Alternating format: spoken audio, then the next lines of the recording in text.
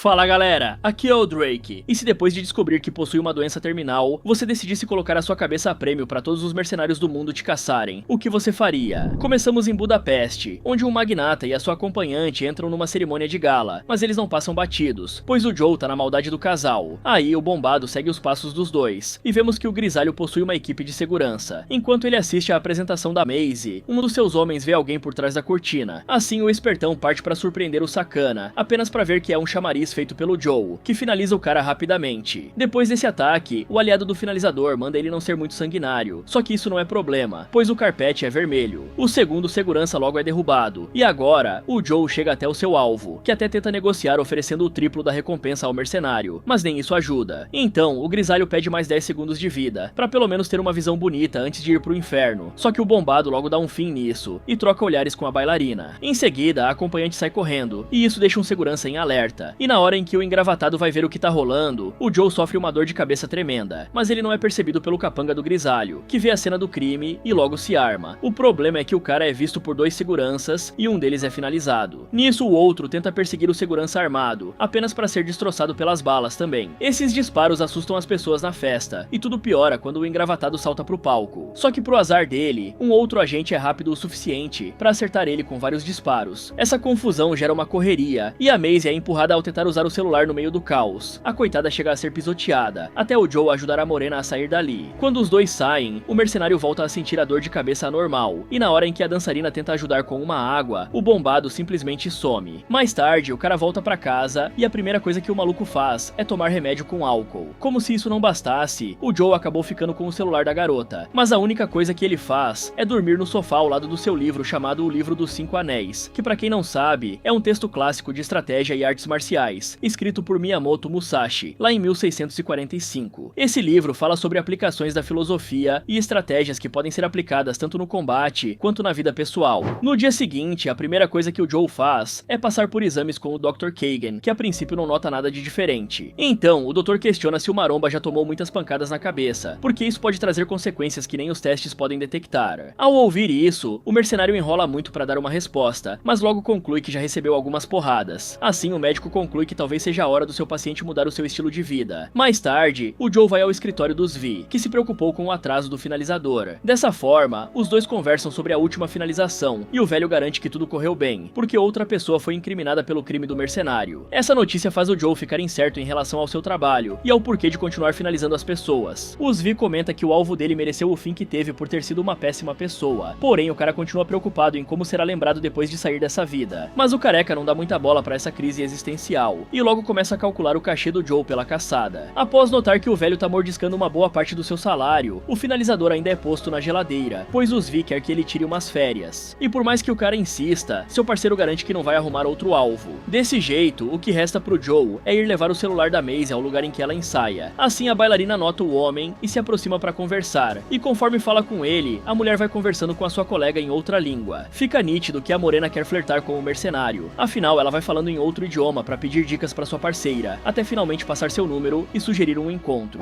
Na sequência, o Joe acaba jogando o papel no lixo, mas o maluco repensa a sua atitude e recupera o número dela. Ao voltar para casa, o finalizador fica pensando no que escrever para ela, só que independentemente do que ele tenha escrito, acabou dando certo, porque os dois saem para jantar. Nessa hora, os dois brincam sobre o fato dela comer pra caramba, e o homem reconhece que a apresentação tava legal antes de toda aquela confusão rolar. Daí a Maisie questiona o que ele faz em Budapeste, pois é raro ver americanos ali. O Joe revela que é por conta do seu trabalho, e a capital da Hungria é o local ideal para se hospedar por ser tranquila e barata. Outra pergunta dela é se ele possui família, mas o mercenário comenta que entrou pro exército muito cedo, então não conseguiu formar uma, sem contar que o cara também pretende se aposentar em breve, e esse papo de carreira faz a Maisie lembrar que por mais que queira continuar dançando, o tempo vai acabar vencendo ela. Pra piorar, a morena possui várias lesões que só vão se agravar. Daí, a mulher comenta que a mãe dela se sacrificou muito para poder pagar as suas aulas de balé, ou seja, a garota nunca teve outra opção a não ser dançar. Dessa forma, a ideia dela é se aposentar e abrir uma escolinha de dança, para fazer com que outras pessoas possam escolher entre dançar ou não. Aí a Maisie comenta que pode ser uma ideia boba, mas o Joe acha que é um bom sonho. Ao ouvir isso, a bailarina brinca sobre virar uma ladra se tudo der errado. Ela também chama um mercenário para ser o motorista dela, e o benefício desse trabalho vai ser poder ver a morena de colã. Com o passar do tempo, vemos que os dois vão se aproximando cada vez mais, a ponto de começarem um relacionamento, e o mercenário continua finalizando seus alvos a todo vapor. Em uma certa noite, o Joe sai com os Vi e o bombado comenta sobre a sua namorada, que ainda não sabe nada sobre o trabalho dele. Essa acaba sendo a brecha pro cara falar sobre o seu desejo de se aposentar. Porém, o careca lembra que ele pode sair dessa vida vivo ou num caixão. Agora o homem volta a sentir a dor de cabeça, e ele ainda tá esperando os resultados dos exames pra saber do que se trata. Então, o seu parceiro lembra que o bombado sempre foi ético no seu meio e nunca finalizou inocentes. Desse jeito, ele pode dar um jeito de aposentar o mercenário. Daí o Joe pede um seguro de vida, mas não no seu nome, e sim pra Maisie. Em seguida, o homem comenta que a sua namorada quer comemorar o seu aniversário, e os Vi e a Sharon são os únicos amigos que ele tem pra convidar. Na noite seguinte, o Joe vai pro banheiro por conta da dor de cabeça, e a amiga da Maisie sugere que o cara é casado, afinal ele nunca falou muito sobre o passado dele. Porém, a morena não dá muita bola pra isso, ainda mais com a Sharon dizendo que conhece o mercenário há 20 anos, e garante que ele sempre foi uma pessoa reservada. Pra melhorar, a mulher garante que o cara tá louco pela bailarina. Então, a senhora começa a dar dicas de relacionamento pra Maisie, e as partes obscenas deixam os Vi bem envergonhado. Quando o finalizador volta pra mesa, os dois caras brincam sobre estarem cercados pelas mulheres. Na sequência, o careca aconselha seu amigo a dizer a verdade sobre o trabalho dele o quanto antes, pois se a morena descobrir da pior forma, vai acabar quebrando a confiança do casal. Dessa forma, todos na festa cantam os parabéns. E na outra manhã, o Joe vai ao médico e descobre que possui a doença de Creutzfeldt-Jakob. Resumindo, é um problema neurodegenerativo raro e fatal, que é causado pelas proteínas anormais chamadas prions, e elas fazem com que as proteínas normais do cérebro se dobrem, causando degeneração no tecido cerebral. Essa notícia abala o mercenário, pois além de não haver cura ou tratamento, o coitado primeiro vai ficar em um estado praticamente vegetativo, e ainda por cima tem apenas 6 meses de vida. Na volta pra casa, o Joe começa a fazer pesquisas a respeito dessa doença, e chega a cogitar se finalizar por conta dela. Mas o cara volta atrás, reúne os seus brinquedinhos infantis e descarta na água, porque no dia seguinte o homem vai ao escritório dos Vi. Nesse momento, o mercenário revela que precisa do seu amigo para guardar uma grana pra Maisie, e além disso, o homem é curto e grosso ao encomendar a própria finalização. Isso assusta o velho, que descobre a respeito da condição de saúde do Joe.